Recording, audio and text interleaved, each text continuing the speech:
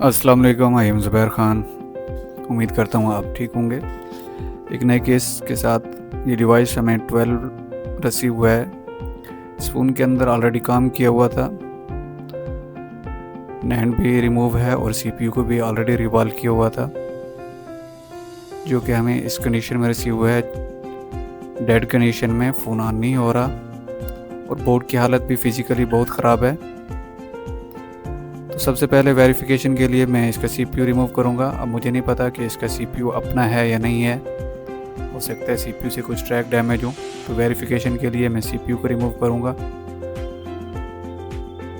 और हो सकता है सीपीयू ठीक हो और बाद में पता चले कि इसकी लॉजिक की प्रोम ही है, इसकी अपनी नहीं है। तो ये कंप्लीट प्रोसेस तब हम वेरीफाई कर पाएंगे जब तक हम ये वेरीफाई नहीं करते कि इसका सीपीयू स्टैंड बाय मोड पे जा रहा है या नहीं जा रहा, सीपीयू इसका ठीक है या नहीं है।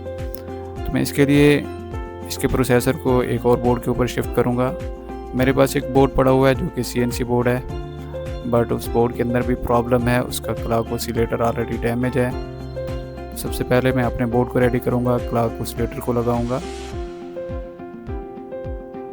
क्लॉक ऑसिलेटर की एक ट्रैक डैमेज था जो कि मैंने रिपेयर किया। जब तक मैं क्लॉक ऑसिलेटर नहीं लगाऊंगा तो PMU हमारा ट्रिगर नहीं करेगा, स्टैंड बाय मोड पे नहीं जाएगा, बक सप्लाई और LDO सप्लाई जनरेट नहीं करेगा। ये सारी चीज़ें अगर आपने समझनी है कि क्लॉक ऑसिलेटर कैसे काम करता है, फ्रीक्वेंसी कैसे जनरेट करता है, पावर प्रिंसिपल को आपने समझना है step by step, problem diagnose नहीं हो पा रही है आपसे, तो आप हमारी क्लास ज्वाइन कर सकते हैं। हमारा आईफोन का प्रोफेशनल बैच ज्वाइन कर सकते हैं जिसमें आपको सारी चीज़ें डिटेल के साथ पढ़ाई जाएंगी। उसके बाद जब मैंने इस बोर्ड को वेरीफाई किया तो ये बोर्ड बूटिंग एम्पेयर अब नॉर्मल थे, मतलब 60 बूटिंग एम्पेयर ले रहा था, जो कि इसको नॉर्मली 30 बूटिंग एम्पेयर लेने चाहिए थे। तो यहाँ पे मेरे बोर्ड के ऊपर यहाँ पे एक क्रिस्टल IC लगा हुआ है जो कि डैमेज था, एक कॉर्नर डैमेज थी, तो उसको भी मैं फटाफट रिप्लेस कर लेता हूँ। याद रखिए, जहाँ कहीं पे भी आप किसी भी क्रिस्टल IC को देखते हैं और वो डैमेज है तो आप मस्ट उसको रिप्लेस करें, वरना फ़ोन में कुछ ना कुछ प्रॉब्लम रहेगा। सबसे पहले हम अपने बोर्ड को वेरीफाई कर लेते हैं, रेडी कर लेते हैं। उसके ऊपर से नैंड मैं रिमूव कर लेता हूँ, क्योंकि हमने नैंड ओरिजिनल लगानी है, तो इसलिए मैं CNC बोर्ड से नैंड रिमूव कर लेता हूँ।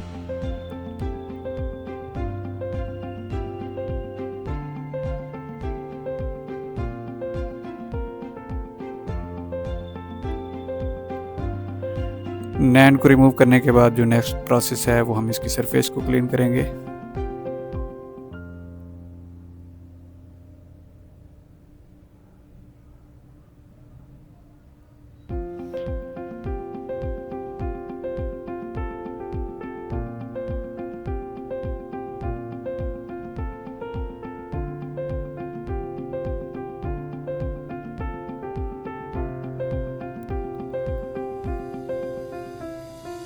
ऑलमोस्ट नैंड की सरफेस क्लीन हो गई है।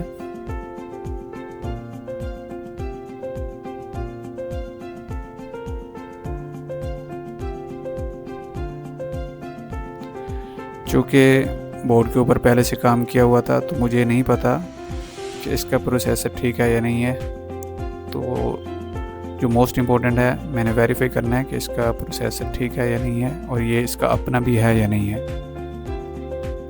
नेक्स्ट प्रोसेस हम इसकी बोर्ड की सरफेस को भी क्लीन कर लेते हैं।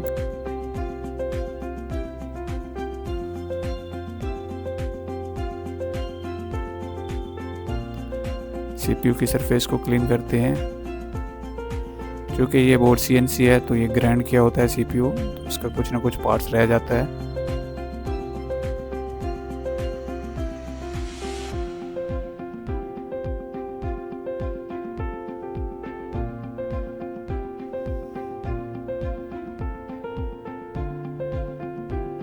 तो ऑलमोस्ट बोर्ड हमारा रेडी है।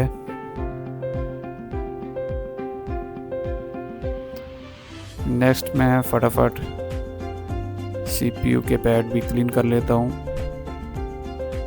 कुछ केसेस मेरे पास ऐसे भी आए हैं कि जब हम उसके ऊपर काम करते हैं, CPU के ट्रैक बनाते हैं या CPU को दोबारा लगाते हैं, CPU ख़राब होता है, उसको बनाने के बाद जब हम CPU को लगाते हैं तो हमें कंफर्म होता है कि जी इसका CPU अपना ही नहीं है, और या तो इसकी लॉजिक की प्रोम चेंज होती है या CPU अपना नहीं होता। तो ऐसे केसेस भी हमें मिलते हैं। बट ये एक ट्रस्टेड कस्टमर का फ़ोन था जिसके लिए हमने ये काम किया। अदरवाइज़ अगर CPU के ऊपर काम किया होता है या लॉजिक की प्रोम चेंज होती है तो ऐसे फ़ोन के ऊपर टाइम वेस्ट होता है। बोर्ड रेडी करने के बाद मैं पहले इसके बूटिंग एम्पेयर वेरीफाई कर लेता हूँ, बोर्ड को वेरीफाई कर लेता हूँ कि बोर्ड ठीक है या नहीं है। बूटिंग एम्पेयर इसके 30 है, मीन्स बोर्ड हमारा ठीक है। नेक्स्ट प्रोसेस हम CPU को लगा लेते हैं।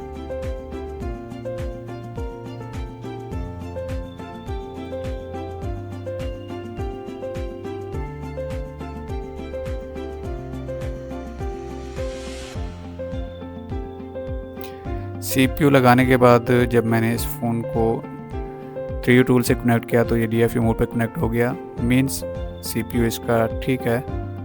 नेक्स्ट प्रोसेस हम इसका लॉजिक की प्रोम ओरिजिनल लगा लेते हैं।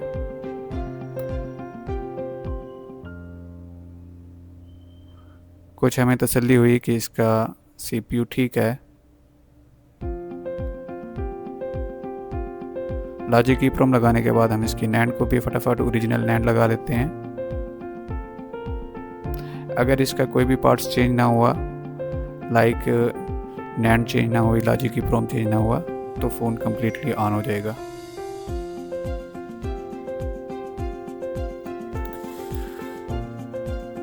एंड में हम इसको चेक कर लेते हैं, वेरीफाई कर लेते हैं। फ़ोन हमारा कम्प्लीटली ऑन हो गया है, कस्टमर का डेटा भी सेफ है। Thank you very much. इस तरीके से इंटरेस्टिंग वीडियो देखने के लिए आप हमारे पेज को फॉलो कर लें, तो आपको डेली बेसिस पे ऐसी वीडियो मिलती रहेंगी। अल्लाह हाफिज़।